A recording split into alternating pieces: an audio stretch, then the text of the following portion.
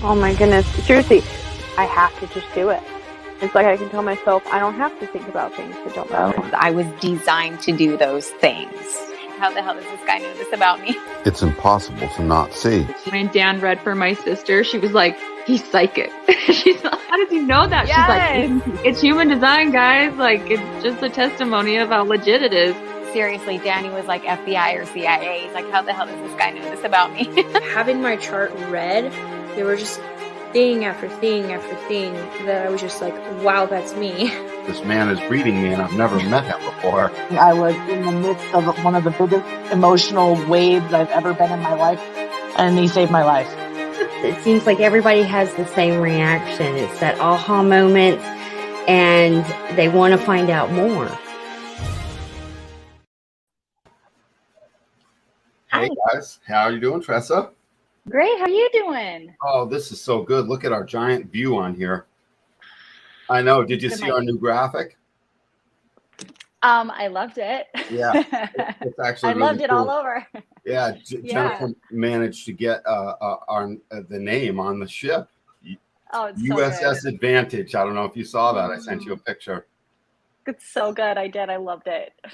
Well, today's a slightly different format. And so introducing myself, I'm Danny Guru. This is Tressa Rivera. And we're on, I forget what number podcast. I think it's 118. And today is the 20th, I believe, of August. So we're going to be talking about what it's like to enter our experiment and to get in and be this experiment. This is what we're up to today.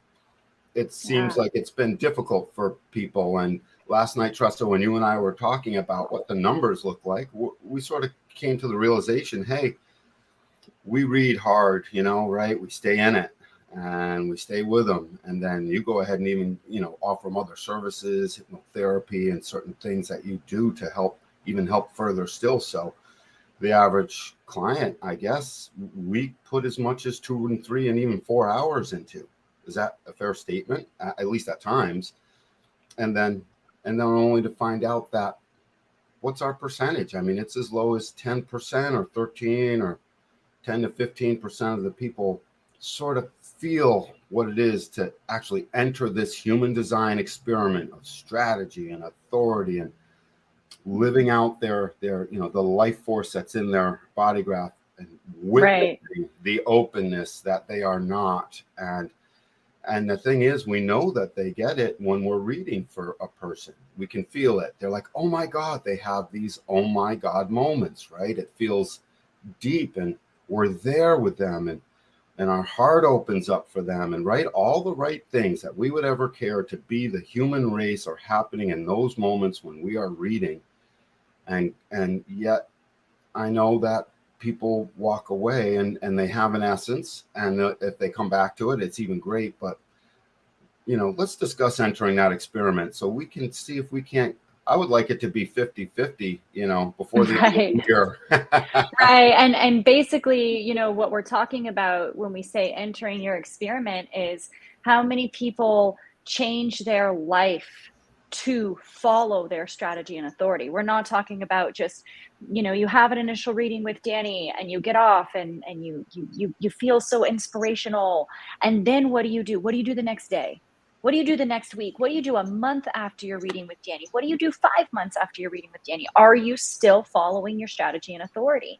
Have you really understood at the depths of your soul what it means for you to be correct for you, right? And really only about, and I think that we did come to the same conclusion, about 10, maybe 12% of people that you read for are walking away with their lives changed, understanding that they really don't know who they are. And in order to find out who they are, they have to follow their strategy and authority. Now, is it possible that there's an undercurrent of another 10 or 15% that are like so touched that they're waiting they can feel it and they now know intrinsically that something has changed, but they still aren't necessarily in their experiment? If you touch base a year later, you'll find out that they're still hung up on things that they could have been watching all along. Yeah, absolutely. And for me personally, I think that not just when I entered my experiment, but as I introduce people to human design, I think there's a big disconnect because it's like, it's almost, it can be like speaking a foreign language for some people. It's like they feel it at the core of who they are, but they don't really logically understand, right? And then they get busy and then they have jobs and then just what you said, Danny, they come back to it. It's like Right, you plant right. that little seed and then that undercurrent is with them. Yeah. Is really what ends up happening. So let's just discuss a little bit about what is it to enter your human design experiment. I mean, we say it over and over. I say it over and over in a reading. You know, when I'm reading for someone and I'm doing their analysis, I know you do. Yeah. When you're doing an analysis of somebody. So entering the experiment 101. Let's talk shop here. Yeah, do you have an opening thing you might want to say about entering an experiment? Yeah, entering your experiment 101, I think it really comes down to in your initial chart reading, fully grasping and understanding how to do that. That's huge. When I first entered into my experiment, you, as my chart analyst, Danny was the first one that ever gave me a professional reading. You made it very clear to me the steps that I needed to do in order to follow my strategy and authority. And granted, I have a splenic authority, so that's weird. I had to figure a lot of that out on my own. But really walking away, understanding, like, if you're a generator, understanding what it means, what your responsive meant, what does that actually mean? And how do you actually use it in your life? I think that understanding is everything. Absolutely. And it also seems like there's a technical aspect that we can explain in common language. A person is entering their experiment when they get their strategy. When they first hear their type, their strategy, and they start to hear what some of these open centers or life forces are doing. And then in just really common language, entering the experiment is witnessing yourself watching that happen. Yeah. So does that seem removed? I always think that seemed like one step removed. Like, what do you mean witnessing myself watching it? How about Right. watching it? But in reality, you're witnessing yourself watching this thing happen in a sense, or Right. a little bit of both. And maybe that can get a little confusing for people when they hear that. Yeah, and I know that there's a lot of spiritual people that step into human design who are familiar with meditation and mindfulness. And then there's a lot of people who aren't. And so the way that I look at what you're saying is more of a, it's like a mindfulness practice. It's the act of watching the mind think and watching your reactions to the mind trying to control things that it has no business controlling, right? Right. So concept one, our mind cannot give us our inner truth. Our mind cannot give us our inner truth. Therefore, as you're entering the experiment, recognize every time you second guess yourself and start thinking about it, your mind has taken over. It's very Yeah. loud. It's very powerful. Yeah. And it will Yeah. usurp your strategy and authority. It will usurp that truth that's going on inside of you. Yeah, So absolutely. that I've noticed.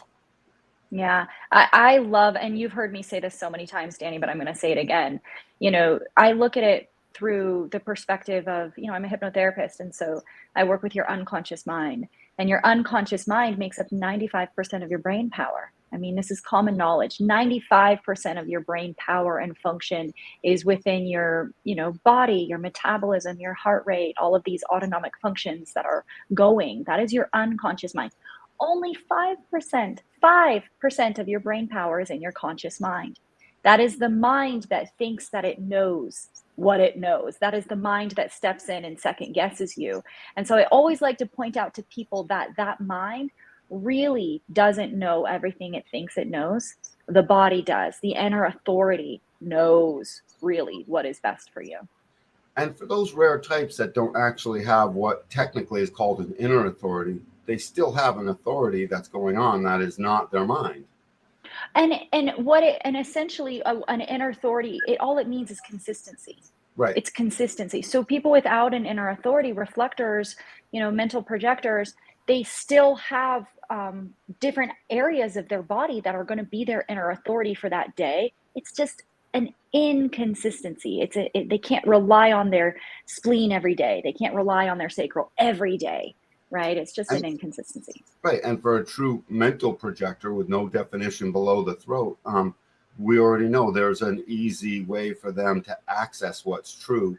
And it's still inside the chemistry of their body. It's not their minds functioning. That's right. It's them asking other people the same question. If you're a mental projector and you have, a perplexing thing going on, the trick is to have several friends you trust enough to go and ask the exact same thing of. So you can hear yourself talk, but in the hearing yourself talk, recognize that's your body doing the talking. That's right? your body doing the talking. Danny, I love that so much. Yeah. And how does it feel in your body? Right. Does your body feel restricted? Do you feel like you can't breathe? Do you feel like you're going to throw up? Like, how does, that? Absolutely. Yeah, this is a great spot to get into. So when you're getting your reading, you're entering into an experiment. And again, the experiment is to witness this take place. And what are you witnessing taking place? You're witnessing a strategy and authority that basically literally interfaces with what's true inside of you. And it's something that our mind has lost track of ever since we were a kid. Yeah.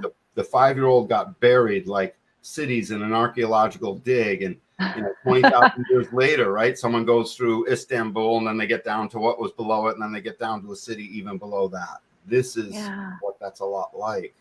Right. Isn't it so interesting? I think about myself as a child. I see the children around me. I see the adults around me that used to be children.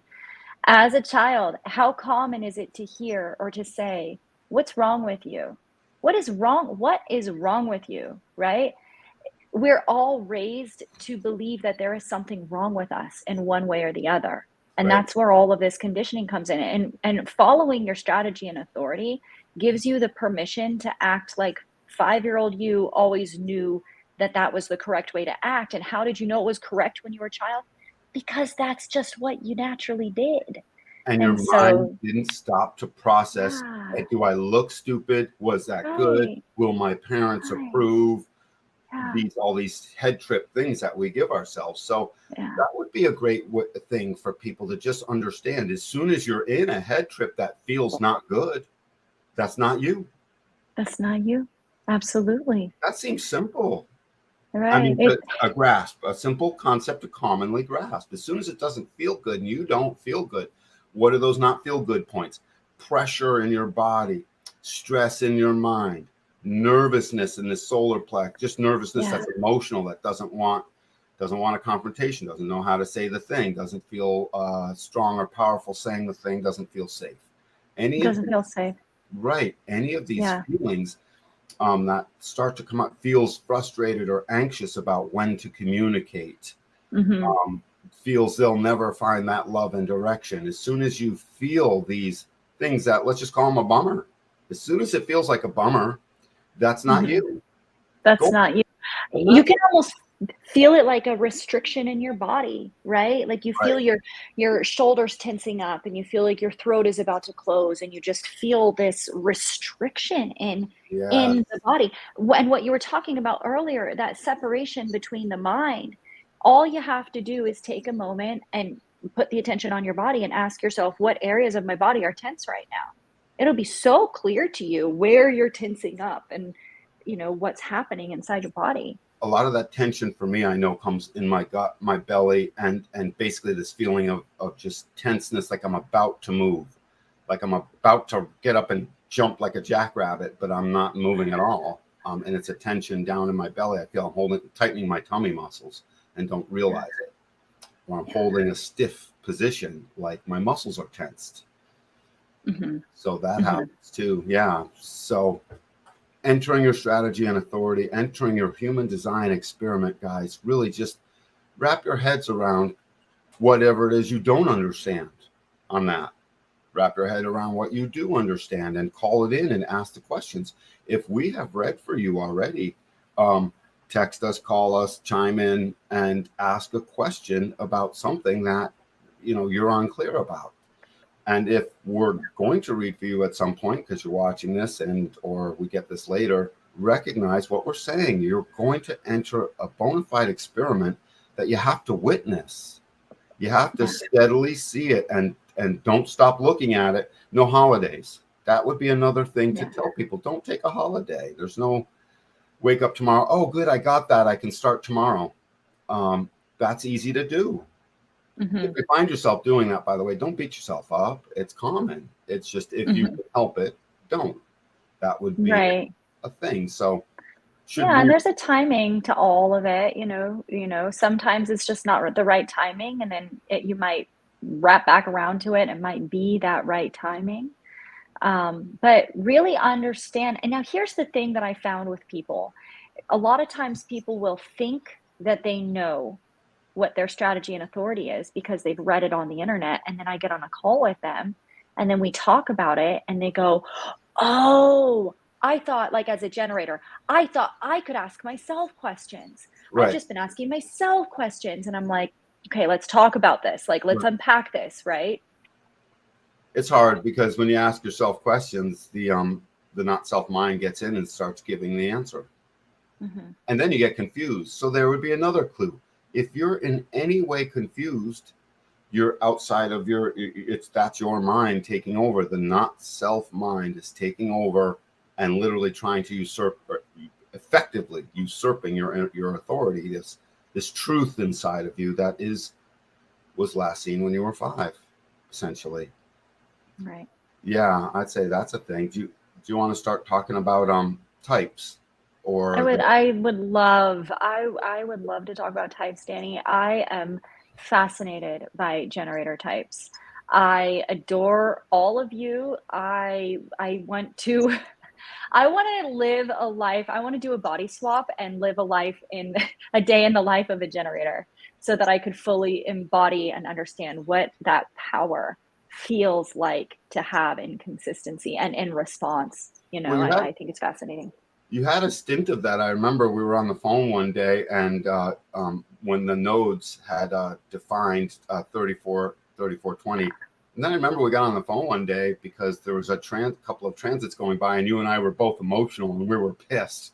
Remember? I do remember that, and I remember my sacral being defined, and it always feels, when my sacral is defined in the transits, it always feels like I've taken too much crack.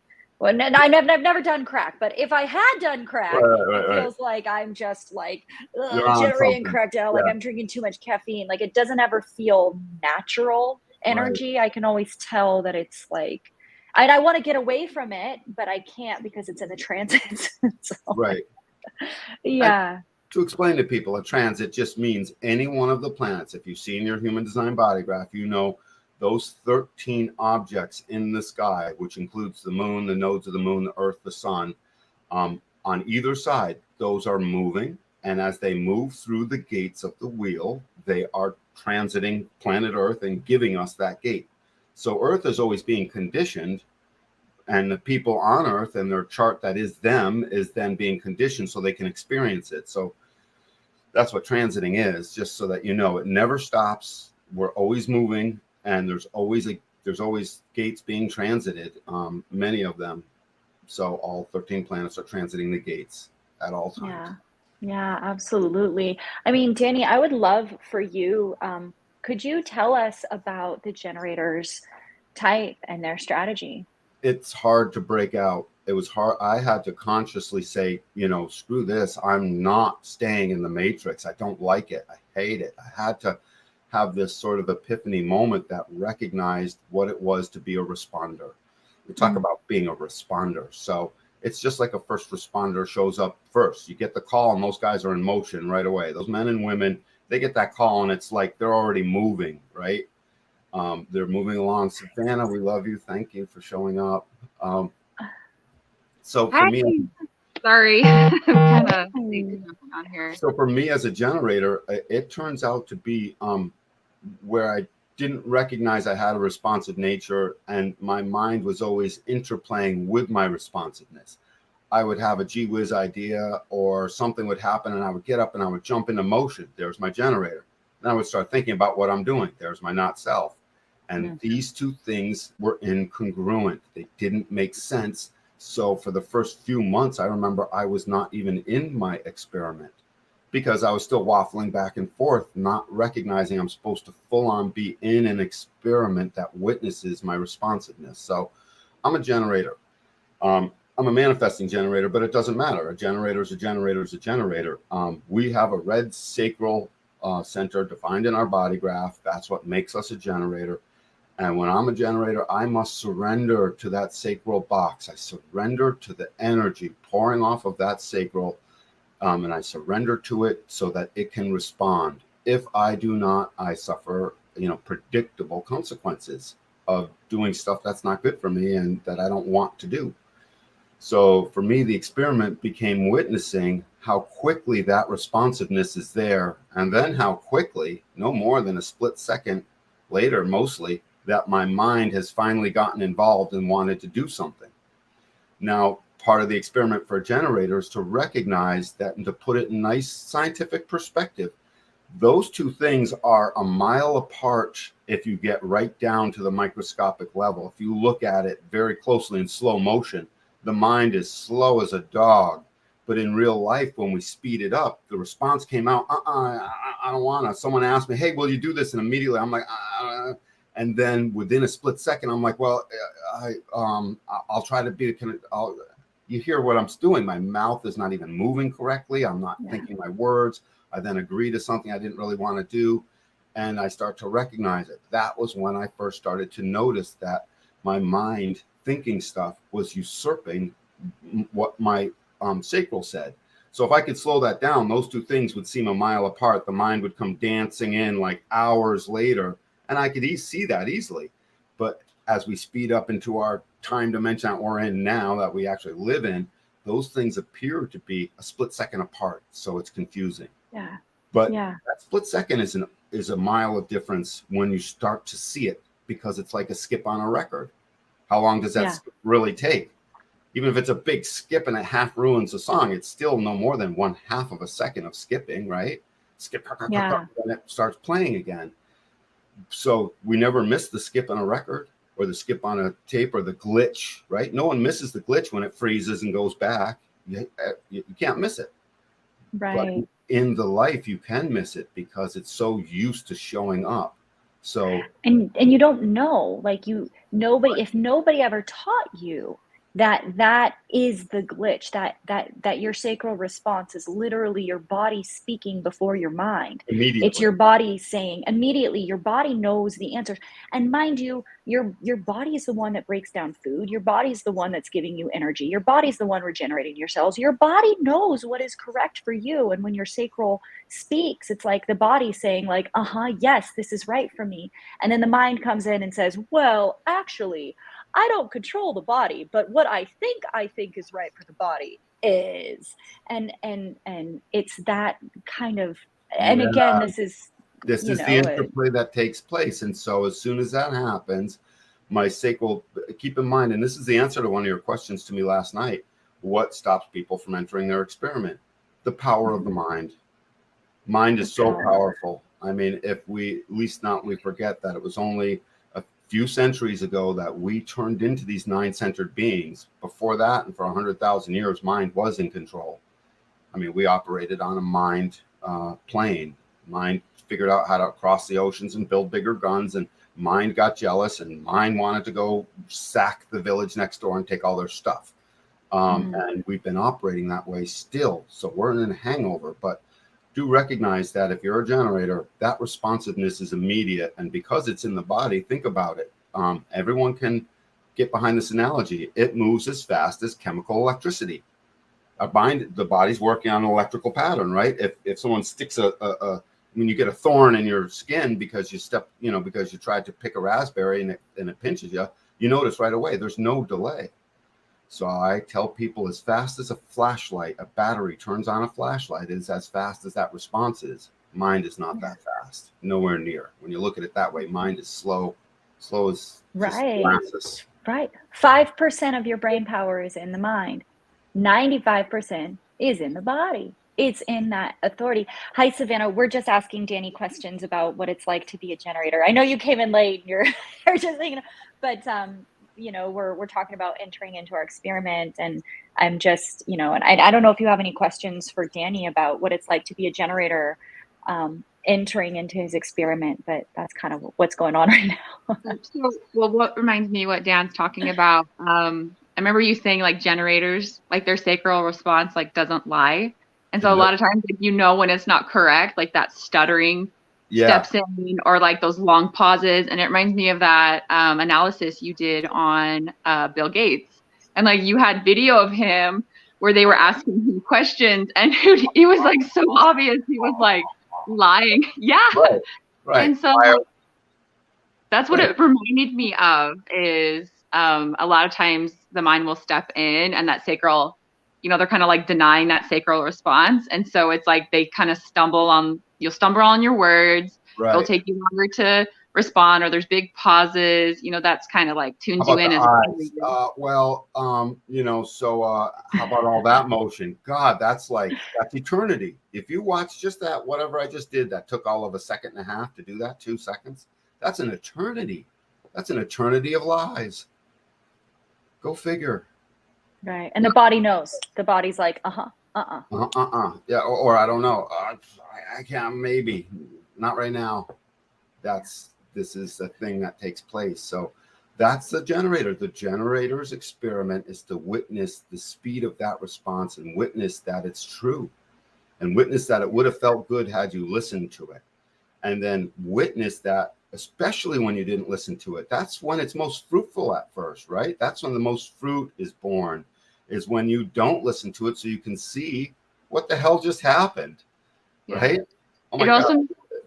It makes me think of also like little kids. You know how like little kids like can't lie, or they suck at lying, you know? And so, like, a lot of times you'll ask a little kid like, hey, do you want to go to grandma's? And they're like, no, you know, but like we kind of get out of that, trained out like, oh, that's not nice. Like, you don't say that, you know, but like the little generators, like they had it correct, you know, but then we kind of like conditioned that out of them. So it's almost like we have to like do the reverse, you know, as we go through our experiment, is like, okay, actually get back to that. Go back to that little 5-year-old who just like, you know, says what they're feeling, you know.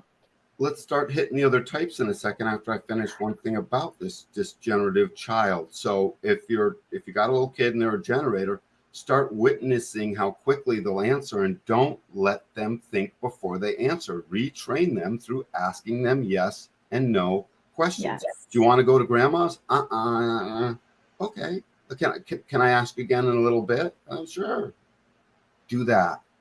Both of those were yes, no. When you ask again and they still say now, instead of forcing them to go to grandma's, you may still have to. Maybe it's grandma's birthday. She is counting on it. And then we have to tell the child, you were right, but we still have to go. But I want you to know you were right. You didn't want to go. And that will always be your truth, son or daughter, whatever, you know, sweetie. And validating, validating their generative. Yes. So and before we move on, Danny, I really wanted to bring up a point that I found in my clients that I feel is super important. People they'll look at their human design chart. They don't know anything about generators, and they look over to the right-hand side and they see to respond, right? And it took me a minute before I realized what that means as well. It's not necessarily what you're responding to. It's about how you are responding. It is about noticing your own responses inside of you and saying yes to things that you want to do and no to things that you don't want to do. And what you said, Danny, yes or no questions. Generators, I love you. You cannot ask yourself yes or no questions. It's not going to be an accurate, find a friend, find a loved one. You don't want to know, you don't want them to tell you what to do. You need them to be an impartial yes or no question asker so that you can hear your own response, so that you know what you want to do. Generators, you need a life coach. I said it. Period. Danny, I said it. We need a life coach. Do yourself a favor. Best thing you've ever invested in.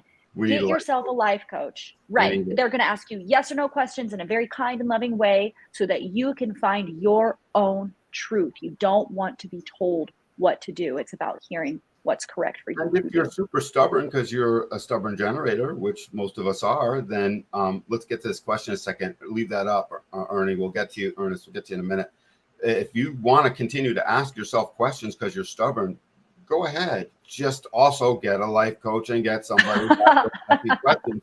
so that you can see how difficult it is to ask yourself questions. I've been able to ask myself questions, but I have to do it rapidly, over and over and over again, rapidly. And I still don't know that I can fully count on it, but every once in a while I start to feel, oh yeah, so this feels right. But it would have been a lot easier if someone else was asking me. So it doesn't work to ask yourself questions. And if it does, it's sort of like you lucked out. What's Ernest saying? What kind of physical reactions have you seen happen when generators are fighting their sacral centers? Good question. Lee.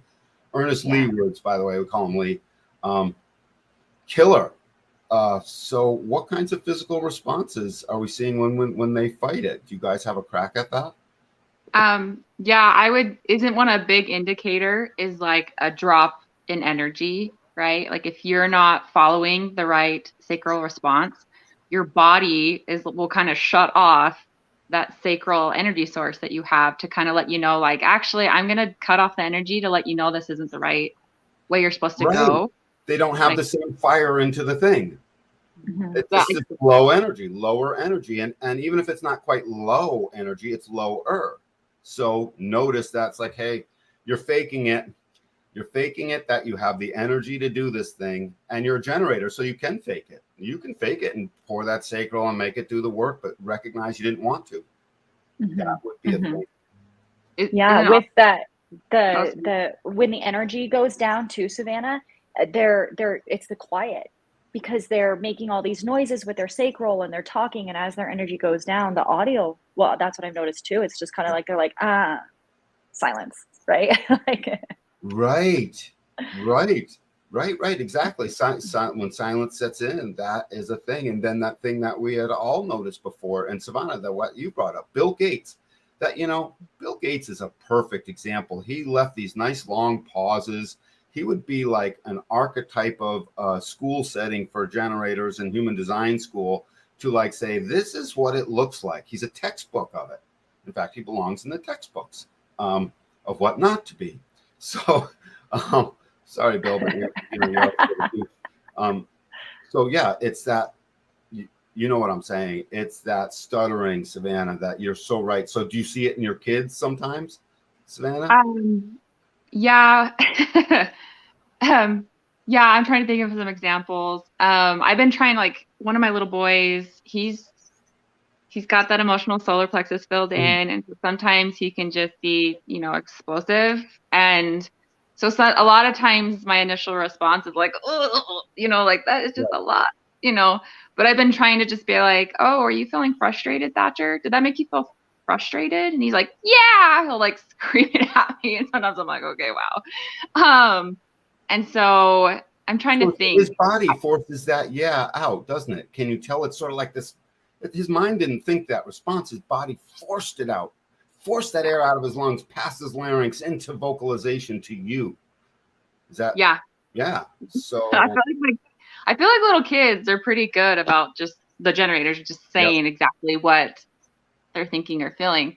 But it also made me think, I know like generators can struggle with, they feel like they have to do things out of obligation, right? And so that sacral, it's not right for them. And so they'll start to feel drained. They'll start to feel, unmotivated, like things like that. And so, I've heard them tell generators, like, follow what excites you, because that's your sacral energy, like giving you a yes, so kind of tune in, I would say, maybe to those emotions and that excitement, and I've also heard like, when it's a yes, it's like this like lifting, sensation in the body and excitement. But if it's a no, it's like this like sinking, heavy, draining feeling in the body.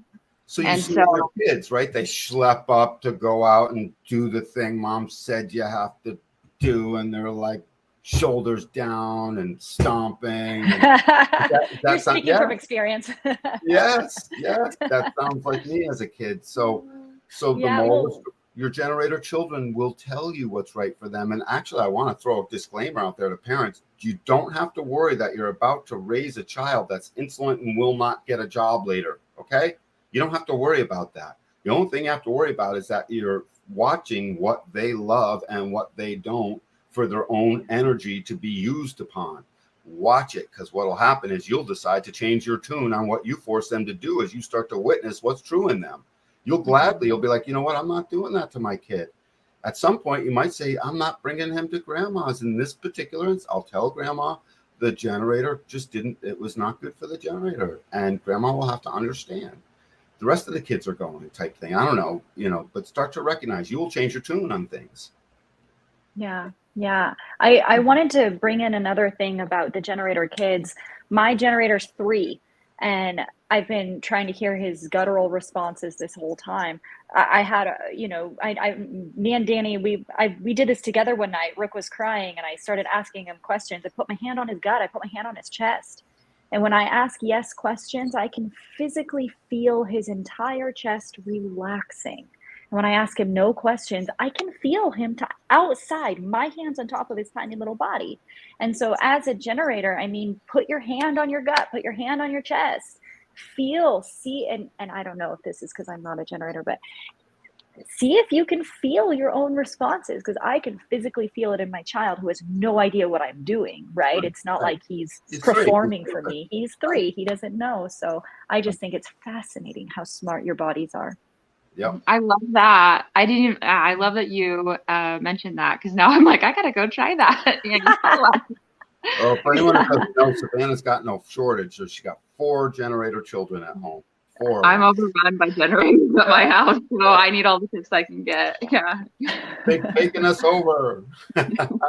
Yeah. And Savannah is a projector. And if we are, unless anybody has anything else to say, I am also equally as fascinated by projectors and what it is like for a projector to enter into their experiment. Unless anybody else had anything else to say about generators. No. Yeah. We finished the generator. Enter your experiment, guys. It's a response. Watch it. Yeah. Projectors next. The next most populated type. Let's go by population density. Yeah. Population density. Wow. What I was going to say about my experiment as a projector is sometimes I feel like you learn all this stuff in human design. And you're like, okay, I'm getting it, but then something will happen in your life and you're like, oh crap, I don't know as good as I thought I did, because I totally just did the not self theme of an open root, or an open throat, and I remember I was talking to Dan about this. I ran into this situation and I was so down and sad, because I'm I thought I was getting this. And so that's why I think Dan has been so wonderful, is because I feel like he's kind of coached me through the process. Because sometimes I feel like it's not enough to just get one reading and then it's okay, go. But it's not, because you start to have awareness. You learn this information and then you have awareness, and then you run into these situations and then you're like, oh crap, so it's nice to go to someone who's been in their experiment, longer, to kind of be like, yeah, okay, well, try this. You learn this from this, implement this. And so, so Dan, I have to thank you. You've totally helped me. And, okay, well, there's something, open throat, right? The not self theme of that is talking too much. And I can look back in my life, when I was a college student, and I'm not joking, the teachers would have to tell me to shut up, in a nice way. I'd be like, oh, I have a comment, and so I can kind of look back and be like, oh my gosh, I was totally living not self-theme of an open throat. And so I feel like the open throat wants to attract that attention. It wants to attract that attention because that's what it's there to do. It's there to speak. And it's there to articulate and manifest and do stuff. The throat is, and it wants. As a projector too, I mean, you wanting to attract attention, and as a child needing them to recognize you, and the more you speak to them, the more it's I always say it's like a magnet where if you chase after it, you just push them away, and the second you flip the magnet and wait for them to recognize you, they I mean, how was that, having an open throat and being a projector? Tell us about your childhood, Savannah. Okay, well, what was I? Oh yeah, I was the big, I remember annoying my parents, because I wanted to, and I think that's also like, as projectors, we want to, you know, share our insight. And so we're constantly like oversharing, you know, so I feel like being a projector and having an open throat is like doing all of the, and I've actually, you know, I've had one person explain it that like, you know, the strategy and authority, it's actually kind of counter, like opposite of what the type does. So, right. So like projectors are always, you know, their auras are going into other people and seeing, they're able to see like inside and what they're kind of needing. Clarify that the aura of the projector literally goes in and grabs a hold of the monopole, the G center, the magnetic monopole of the other. It literally goes in and attaches it, like creates a tether. As long as you're in that aura, and it focuses in on them until you physically move your focus, and then it goes in and it grabs that person's. So it's penetrating the physical body of the other. And if they don't know that, it can feel odd. Yeah. And so, okay, sorry, I just like lost my train of thought. I'm like ADD over here. But yeah, I noticed what human design teaches you to do is like, I know this feels like natural for you to want to share all your insights, but wait, stop. You know, like wait to be invited so that when you do share, like it's appreciated and it's valued. And so therefore that's helping your self-esteem, you know, that's helping your self-worth, right? Because like what happens as a projector, we're just like, blah, you know, like here's my insight, my wisdom. And if people aren't open for it, they, you know, they like poo-poo on it. And then you feel like shiz, and you feel, you know, that affects your self-esteem. You know, so I feel like really like human design, it teaches you how to protect yourself, like how to protect your energy, you know, so that you're having like the greatest success in your life. That's just something, yeah. If you're a projector, you're here mastering systems. And the first system to master is the system of your recognition. So it's not just waiting for the invitation and recognizing that you were invited. It's the recognition backwards. You are recognizing others. After you are in a conversation, you start to recognize, and don't forget, you've got a direct tether into their identity. You're tethered into their G center. Your aura has penetrated and grabbed it, and now you're recognizing stuff in them. You're the perfect type to guide the planet as it.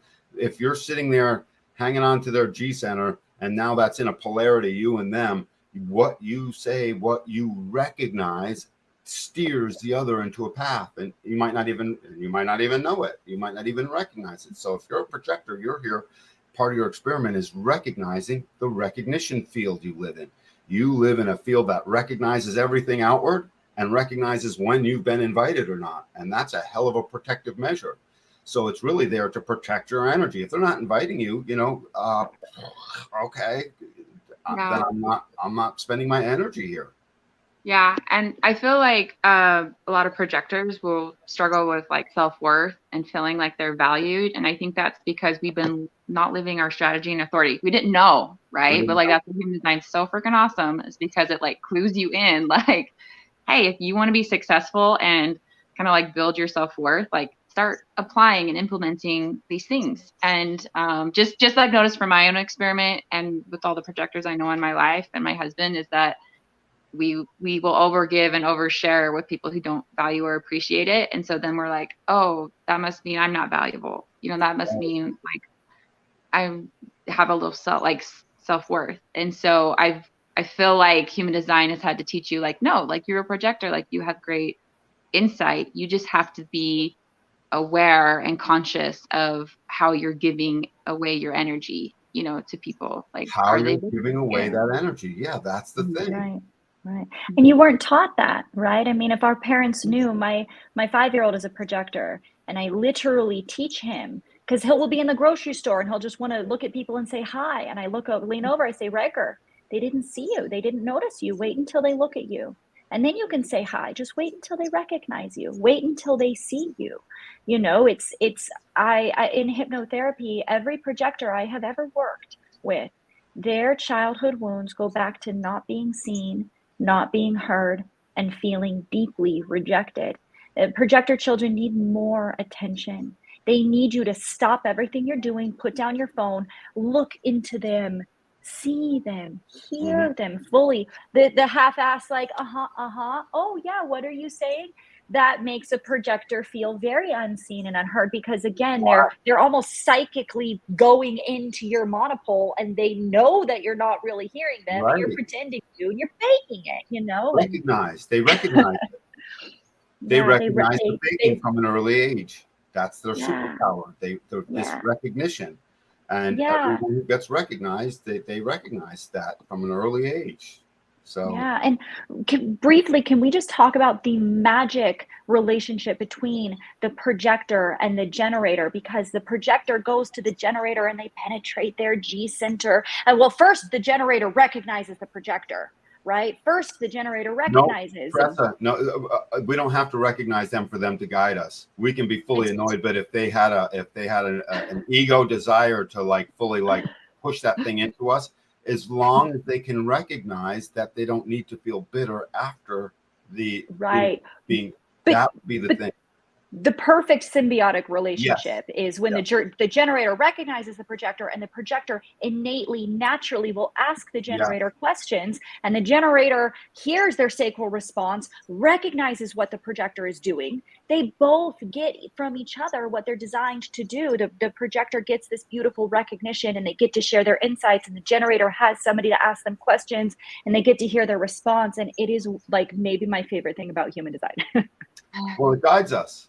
I know I absolutely know as a fact, as a generator, I have been guided by the projectors in my life over and over and over again. Both my first two teachers were projectors. Mm-hmm. You know, they guided me. And even if I was annoyed or didn't want to listen or something like that, that was still guidance. It was guiding me down the path of where my energy would and wouldn't be best used. So sometimes it's direct guidance. Sometimes it's not. Mm-hmm. What's Ernest saying? We can be fully annoyed.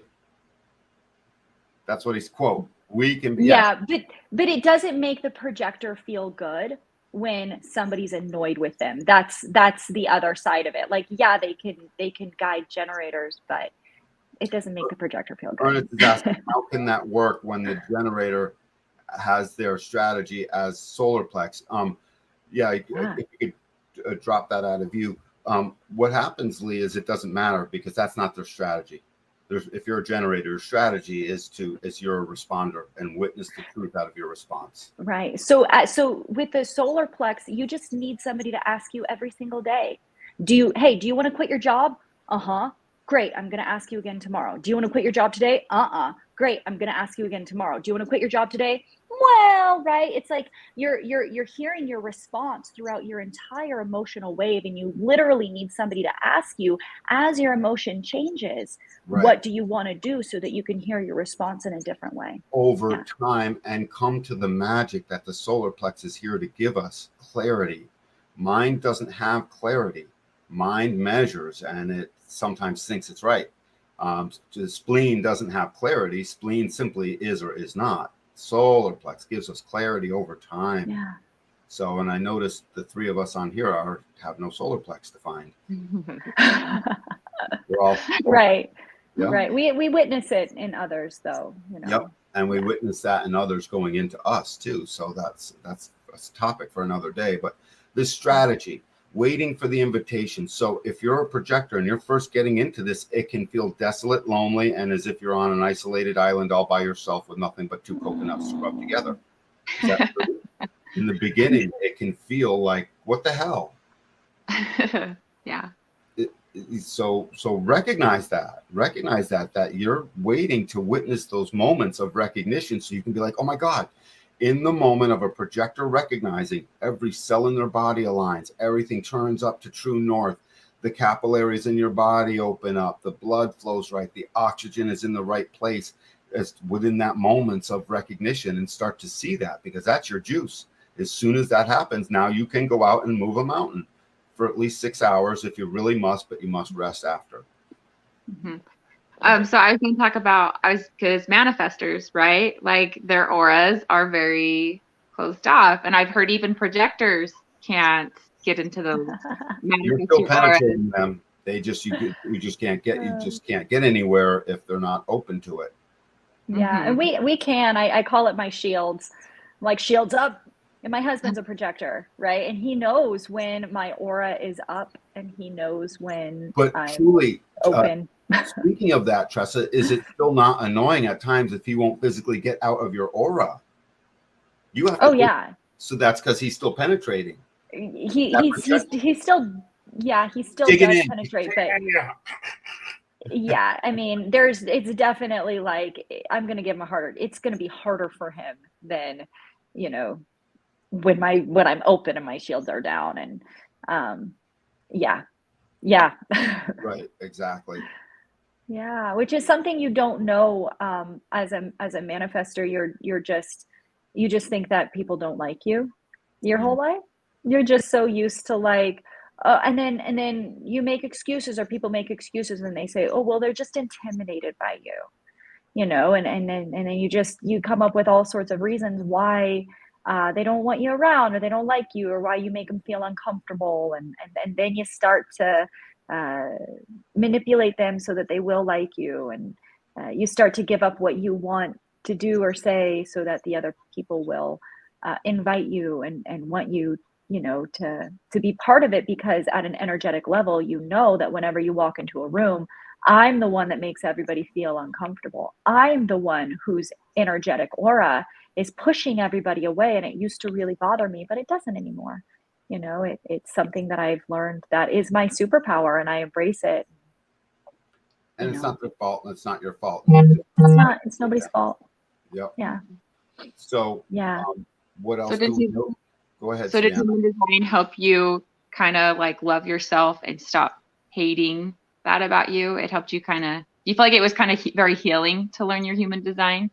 Yeah. Well, I mean, when I first found human design, I cried for a week straight. I literally cried. I was like, I do not want to be a manifestor. I don't want to have a closed or repelling aura. I don't want to have inconsistent energy. Like, I don't want to have to go out and do something. I wanted to be a generator so deeply because I had been conditioned to be a generator my whole life. And I just remember crying. And at the same time, I was like, I'm going to try it for a week. I'm going to follow my strategy and authority for 1 week. And I cried the entire time, but I did it.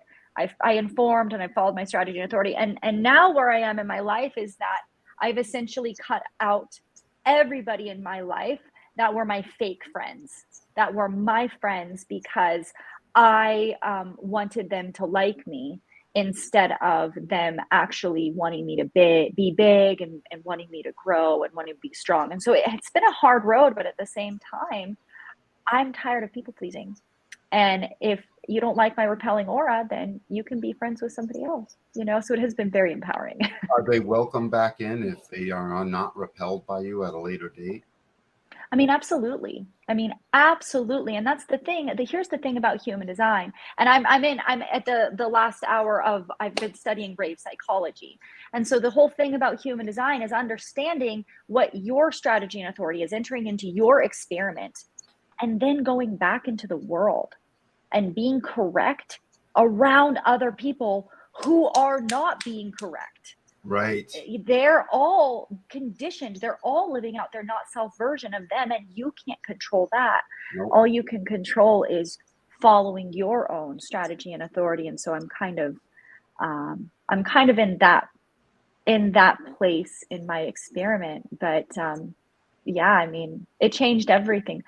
If I didn't step into my experiment, I would have just been like anybody else who, oh, that was cool, I'm a manifestor, whatever. Right. If I didn't have Danny's coaching, and again, all of you listeners out there, I don't care what type you are, having guidance and consistent support in your human design experiment is absolutely essential for your success. Throughout the first year. That first year, it's like, you're taking a 101 and a 102 class. You know, if you've ever gone to a higher ed institution, you know that's the first and the second semester. You know, don't skimp on it. It's not something to choose. They're core courses. If you don't have it, you won't graduate, type thing. You know, if it's in high school, you look at it the same way. It's their core courses. You got to have them. It takes a year. It takes a year to really cement it all into place. And it doesn't matter if you hit the ground running. If you truly hit the ground running, technically speaking, you might not need that whole year of coaching, but be open to it at least. you know, Right. but for the vast majority, and I would say for everyone, you need a year of coaching and dipping back into the well of your coach who's going to keep talking to you. And Yes. because your coach gives a crap, that's the thing. As soon as they're entered into this thing, we are designed to have this teaching relationship. It is one of the most intimate things two humans can do. You know, I mean, guys, you know everything about me. You know more about me than both my ex-wives. Okay, it's pretty intimate. I mean, in a lot of ways, and Yeah. you know, I mean, just to make a fine point of that, a hard, clear point. So, Right. And it's because you understand human design. And when I mean coach, I mean a human design coach. I mean right, a period. trained analyst, somebody who understands the nuances of your chart. And it doesn't mean that you have to study human design. It doesn't mean that you have to break down the I Ching and all of the chakras. Like, just No. understanding yourself and what it means to apply your strategy and authority into your day-to-day life, and understanding your loved ones. Big bonus. Yep. Thanks, Danny. Big bonus. Big, huge bonus. So yeah, it's that understanding, getting into it and truly understanding it moment to moment as it's unfolding, and having that coach that will stay there and coach you in human design specifically. It's got to be that. And to make it really simple, whoever you are, you got a couple life forces. Nobody's got more than, I mean, the average is 2 or 3, right? 4, 2, 3, 4, somewhere in there. You got a couple life forces. You got a couple open centers. You got to type in a strategy. And, you know, it's a very small bucket of things to understand once you enter into it and decide that, oh my God, I can wake up out of this. I can wake up out of this. Teresa, what, you cried because you felt that closed and repelling were negative words. And now, well, is that right? I felt it was 2 things. The words closed and repelling. Yes, absolutely, Danny. The other aspect of it is that I knew it was true because I lived a childhood manifestor experiment. And I think that there was a little bit of a mourning because I always wanted to have a lot of friends, and I did, but I always felt that they weren't really my real friends. You know, I feel when I push people away, and every time I would succeed, there's now, and this is what I've learned in human design. Everybody is conditioned to be a manifestor as a child. This is the American dream. If you want something, you got to go out and get it, guys. Grab the bull by the horns. You got to make something of yourselves. Go do it. Nike, just do it. Right. Just make it happen. And so what are you going to be when you grow up? What you got to decide. Well, you got to do this. You got to do that. Right. Everybody telling generators what they should do as if they're manifestors. And when a generator does the strategy for a manifestor, they get stuck. They're frustrated. They fail. But when a manifestor does something and they're like, oh, I should go out and do it. Great. I'm going to go out and do it. If we succeed at all, we get punished for it. We get punished for going out and doing something that we should do. And we get held back. We either get physically punished. We get punished by others because they're jealous. We get shunned in society. Our friends don't want us to succeed. They look at us like, well, why are you growing and I'm not growing? Right? And so there's all sorts of unspoken social implications around doing what you want to do because you're a manifestor. And so we stop for a couple of reasons. First of all, we don't like getting in trouble. We don't like it physically, mentally, emotionally. We don't like being pushed out of the circle because we're bigger than other people, because other people feel small around us. And so most manifestors really, as adults, are living a very small, conditioned version of themselves, very safe and closed and protected because of all of those reasons, you know? Yeah. How about you, Savannah, when you found out your aura was penetrating in that, sometime in that you would have to wait for this invitation? What did that feel like? And that's something that if someone didn't want you penetrating them, they didn't know how to express that. So what did they do? They ignored, right? There was ignoring, or I called it the wallflower effect that many projectors identify with. They treated me like a wallflower, or I felt like, you know, an extra in a movie. I felt unrecognized, frankly. Yeah. Oh, volume. Your volume's off. Oh, sorry. Sometimes I'm like scared my kids are going to come home. So I'm like, I better just mute this so like they don't hear my child singing in the background. Actually, we want to hear it when they come home so we can smile. Yeah, oh, for sure. Like feeling like you don't matter, like you're not important. I'd say those are big things for projectors. To add to what Tressa's saying, my sister is a manifestor also. And I was actually just talking about this with her yesterday about how like word for word, what you're saying, Tressa, is like what she's experienced too, where, like she had experiences in high school where, her friends, pushed her out and didn't like her. And so she struggled with feeling accepted and liked and feeling like like the people pleasing, so it's like she's 38, and so she's having to work through this and just realize like some people just aren't good for you, but you're going to find your tribe, like I think that's what's human design kind of for manifestors lets them know that like it's okay to cut people out of your life. It's okay to who aren't supporting you and, honoring your strategy as a manifestor. And I was just like, you're going to find your new tribe, when you release those people out who want you to play small, and, you're going to find people who, see you for you as a manifestor and will support you in that. And so, sorry, just to add on to that. Let's talk I about love it. Let's talk about the clues, guys, because we're going to run out of time. Let's talk about this binary of the clues. And you know what? I have to apologize. We're not really going to get to reflectors very much today because the three of us are the other three types. And I don't want to start. We're going to run out of time. So let's get to the clues. The clues that we're looking for, this binary that is within our signature.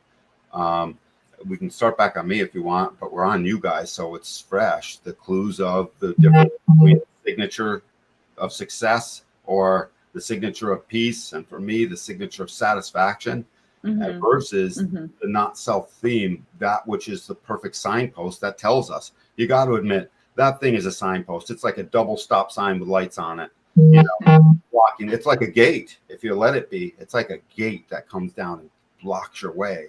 So it's easy to see once you agree to see it. And if the mind gets in the way, it won't let you see it that way. It'll let you see it as the other person's fault until you start to see that this is my chemistry giving me a road sign. My chemistry is giving me a road sign. It's genetic. It's chemistry. There's no way around it. The body is wise. Let's talk about these binaries. Yeah, I feel like human design, I feel like it's kind of like a shortcut to like guide to take out all of the shortfalls and to be like, okay, you're experiencing bitterness as a projector. Okay, you need to pull back. Like what you're pursuing right now, it's not honoring. Well, what are they both? What are the two sides of this binary? State them out loud from your point of view and then speak to them here. Oh, so like success for a projector, right? People value what you're sharing. Bitterness is like, okay, stop, Urch, like you need to change what you're doing. So that so when I start to feel bitterness, I used to just beat myself up about it. But now it's like, okay, Savannah, like don't take this personally. Just learn you're feeling this emotion come up. That's your body giving you clues you're in the wrong direction. So let's reevaluate this and keep applying the strategy for a projector. Has that helped you suddenly not to put someone in your life that's in your life currently? Has that helped you? It's not about kicking them out of your life necessarily, but it's about you start lessening their impact on you. Has that happened? I feel like it's helping you love and value yourself. Like human design teaches you to do that.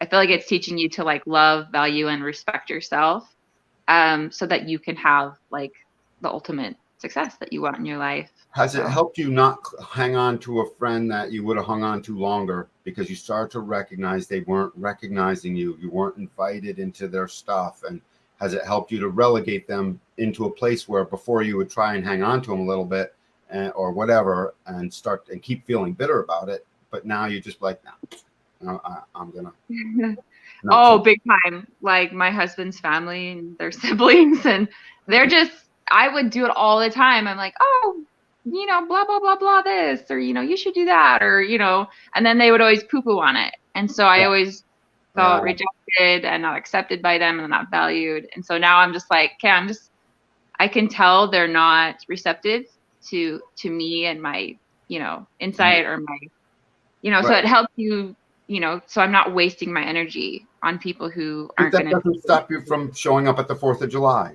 and showing up with presents at Christmas, right? Yes. This is what there's a practical blending. It's not like we just, okay, everyone's cut out necessarily. If you're a projector, especially if you're a generator too, I'd actually say it improves relationships because it's taught me to stop doing things that weren't working and, you know, like have awareness about it now so that I'm not. So I almost feel like it's kind of improved my relationships with certain people. Like right, because when you see that they're helpless and then you only expect a certain amount from them. Your expectation totally changes, and boy, does that make the life healthier. Oh, big time. Yeah. Wow, that's actually really cool. So we're discovering some interesting things here. Tressa, down to me and you. Who's next? Rock, scissors, paper. You, Danny. You. Oh, you, no, rock, Danny. No. What do you do when you feel frustrated? Do you just shoot, do you call me and say, ask me questions? Ask me questions. Bam. Just ask me questions, please. Yeah. What questions do you want me to ask you? I don't know. Good ones. I don't know. Right. No, I wouldn't know what question to ask me. So that frustration comes out. So I had a moment the other day where my mom was telling me about how I might not be fully welcomed at the house if my sister comes by, and because, about being vaccinated and all that. And so I chose not to. That was my choice. And I started to feel this frustration brew up in me. And all of a sudden, in a responsive way, Mom, I have to hang up the phone. Now, I honored that response. And I also felt like crap afterwards until finally we'll talk later today and I will get my satisfaction of having cleared the air with all of that. But even more mundane things that happen.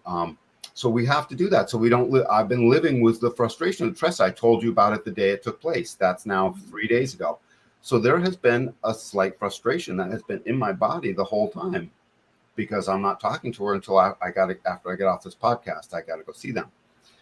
So I get to relieve, but the thing is, I know, and I'll be looking forward to relieving that over time as I get there. And I say, Mom, I'm sorry, I didn't want to hang up, but you have to understand my energy was starting to burn inside of me of being frustrated. I don't put up with that frustration for very long now. If I am truly frustrated, my response makes me go do something else. And as a generator, technically, I got it easy because frustration is easy to spot. It's wicked easy to spot, and satisfaction is even easier to spot. It's at this point in time. So I've got an immediate outlet. If you're a generator, don't look for the profound thing to do, okay? We got a dumb sacral box in our body pounding us with energy, able to respond moment to moment as to what's true, and So I've got several things. I can literally sit down at my piano and it all goes away. I can actually hold my heart and think something nice and take one conscious breath and it starts to melt away. Because ultimately, my generative self starts looking around and before you know it, I've already forgotten that thing because my energy is busy with something else now. If you're a generator, do stuff with your hands. Read a book. Literally pick up the phone and call somebody else.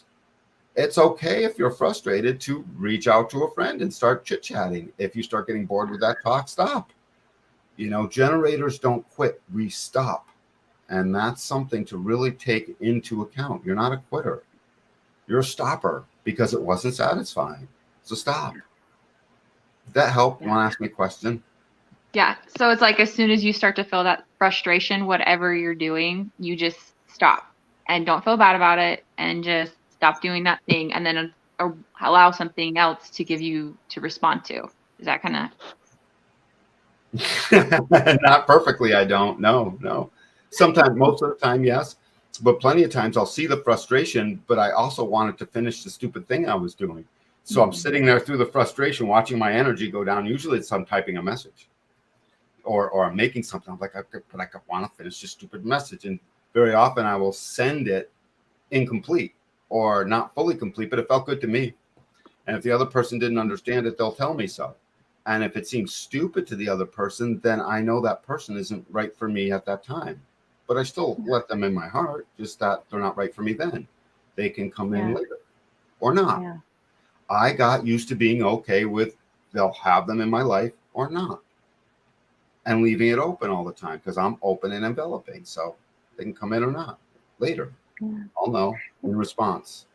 Mostly decision making, by the way. A decision making. You wanna, and so I'm able to make decisions pretty quickly. It's really great that way.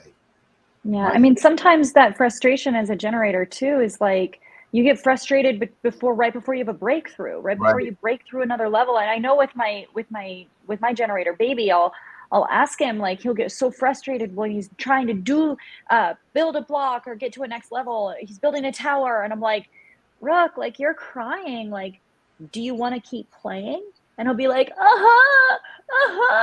and I'm like, okay, his box said yes. Right. He's frustrated, but he wants to keep doing it because he's trying to get to the next level. And I'm like, Trying all to get right, to that next level. So there's a okay. certain amount of frustration that generators are designed to basically live with, but never lose track of it as your signpost. Double flashing red stop signs on either side. It's a signpost. That frustration is amazing that way. So, and it lets me know when I'm satisfied. So I basically get to live out more satisfaction than not. Savannah's on the move. I hear kids in the background, but we're called. Yeah, these Those are are probably my kids. I gotta go to like a different room so you don't hear screaming or something. So that's the frustration versus the satisfaction signpost every generator has. There's no exceptions. If you have a red sacral box defined in your body graph, you know this binary that flips between your signature of satisfaction and the not self theme of frustration. Don't beat yourself up over frustration. Let it move you to the next level. That's all. Yeah. Tressa, tell us about your binary. Because my binary's scary. Yeah, it sounds scary at times. It's scary for me. It's scary for everybody around me. And honestly, it usually happens because we're pure doers. We're just going to do, especially as a splenic manifestor. Like, I'm just going to go out and do things my whole life. That's what's natural for me. And when I get stopped from doing something, that is when my anger comes out. That is when my binary comes out. Whether it's somebody outside of me physically trying to stop me, or it's a mental obligation that I think that I need to achieve, or a social whatever. If I feel stopped in any way, shape, or form doing what I'm doing, it is a knee-jerk chemical reaction that happens inside of me. And again, my whole life as a manifestor, people are looking at you like, what is wrong with you? That's not okay for you to feel so angry about this situation. And what I've understood through human design is actually it is okay for me as a manifestor. There's nothing I could ever do to not feel that degree of angry. It is a chemical reaction in my body. And the more that I try to not feel it, the more it becomes. And I've just gotten to this beautiful place with not just anger, but all negative emotions. You express it or you suppress it. That's it. So I let myself feel my anger until it goes away. And I know we've talked about this before, but I will like remove myself from my kids. I'll remove myself from the situation, and I will throw a little baby tantrum. I'll stomp my feet and I'll punch my pillow, and I'll just, I'll just physically, again, the body is a chemical factory, and that chemical of anger, it physically needs to come out. The heart needs to beat, the body needs to sweat. Like, I've always used exercise as an outlet, but that's because I would suppress my anger. But now that I don't suppress my anger, I just let myself feel it, and then I go right back into describe the space. binary. Describe the label and describe the binary for us. Yeah. So I am doing something. Let's say that I'm, I don't know, putting out a post on Instagram, and my husband will come in and he'll stop me from doing that. And I know this all sounds ridiculous, but this is real life, guys. This is my real life experiment. My husband will come in, he'll try to stop me. He'll try to tell me to take out the trash or something like that. He's telling me what to do. Don't tell me what to do. I'm a manifestor. Don't stop me. I'm a manifestor. So my knee-jerk reaction is going from that peaceful, I'm just happily doing what I'm doing, into this type of sensation inside of my body, and it's ready to snap. And I can make a decision to recognize that anger bubbling up or not. And if I recognize that it's coming up, I inform him, hey, I'm in the middle of doing something. My shields are up. I need some space from you right now. I'll be done in 10 minutes and then we can hang out. So if I remove myself before that anger really comes out, I will just immediately go right back down to peace.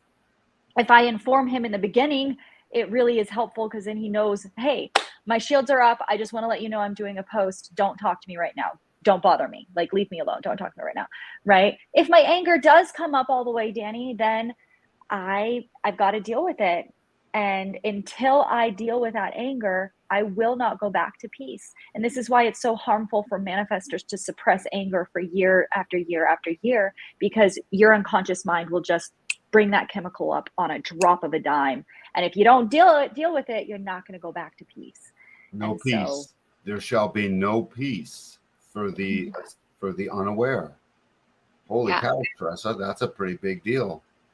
I also feel like anger has, like, in our society or kind of our culture, it has like such a negative connotation, and everyone gets kind of like shamed if they feel anger. that's right. Right. That's But exactly right.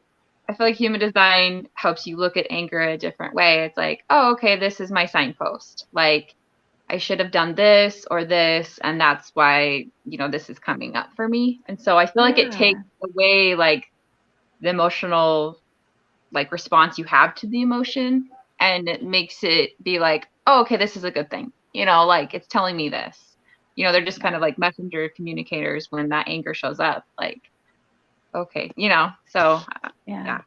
And furthermore, for me, it's like there's nothing wrong with me. My whole life, they told me there was something wrong with me being that angry. Everybody did, my whole life. And human design says, actually, there's nothing wrong with you. You're just a manifestor. And that in it itself is just like, oh, cool. Yeah, how can you love and stop shaming yourself, right? It's like our culture teaches us to hate ourselves, but yeah, it helps you just understand and like, oh, okay, it just means this, like, so. And then, sorry, you go down. I was just gonna. Well, I was about to actually wind it up, but go ahead and say what you were about to say, if you can. Oh, because it's like when manifestors get in that creative mode, they just want to like initiate it and finish it.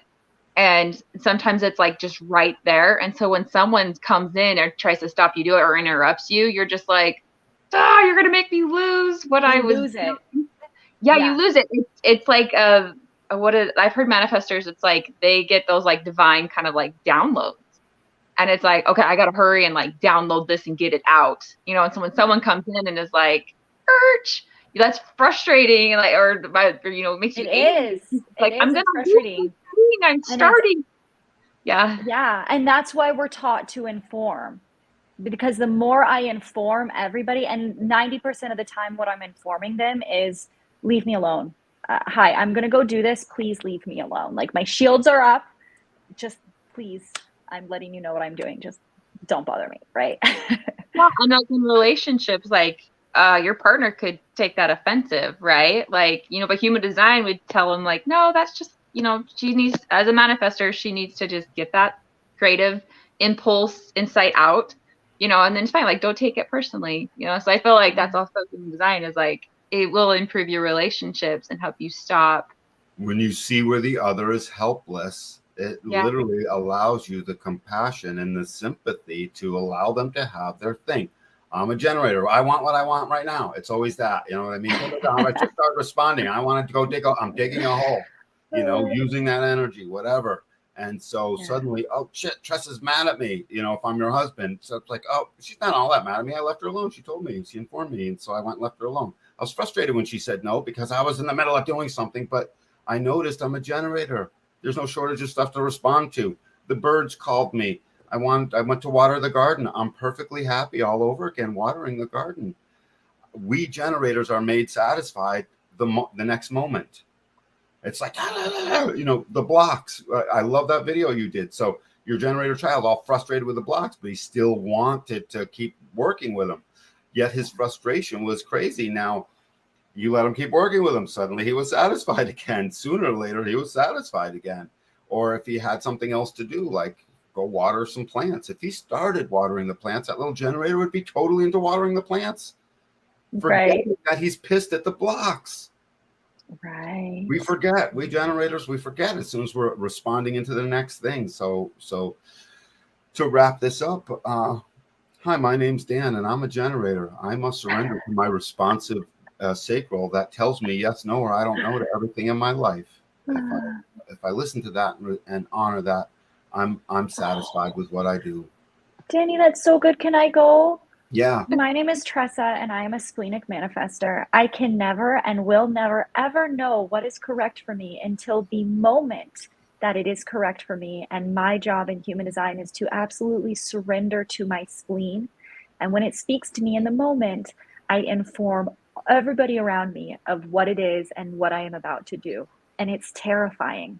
Savannah, your turn. My turn.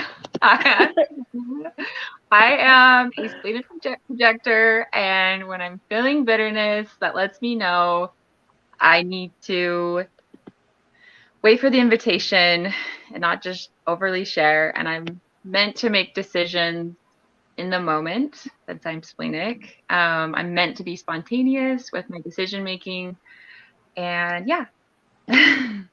Right. And seek that victory and master those systems. So Yeah. guys, we killed it. I think we helped a lot of people. Whoever's watching now knows stuff they didn't know before. So we're changing lives, man. You need to be coached. Everyone who gets into this process, you need a coach. Period. Yep. So Yep. Okay, I can just make one more thing. And that's what I think about so cool about human design coaching is because a lot of times, not to diss on like other life coaches or anything, like they're wonderful and help, but what's nice is sometimes they might give advice, like one advice to everybody, but human design, it gets very specific with what's right for your energy type. And it gets very, very specific. And so that's what I love about human design is like the advice is like tailored specifically for you and like period. what you're needing. And so that's why I'm so passionate about human design. No, that's perfect. That's actually a perfect spot to wrap it up. So we're wrapping this up, and we've given people a whole ton here, and that's exactly correct. Everyone, get into your experiment. Let's wake up out of the matrix. We have to smash this thing anyway. So on that, this has been a great episode, and I want to say thanks to everyone who's viewing, watching, and whoever sees this later. We love you. Jump into your experiment. We'll coach you. We'll coach you as long as it takes, and love lights the way. Take it easy, everyone. See you guys.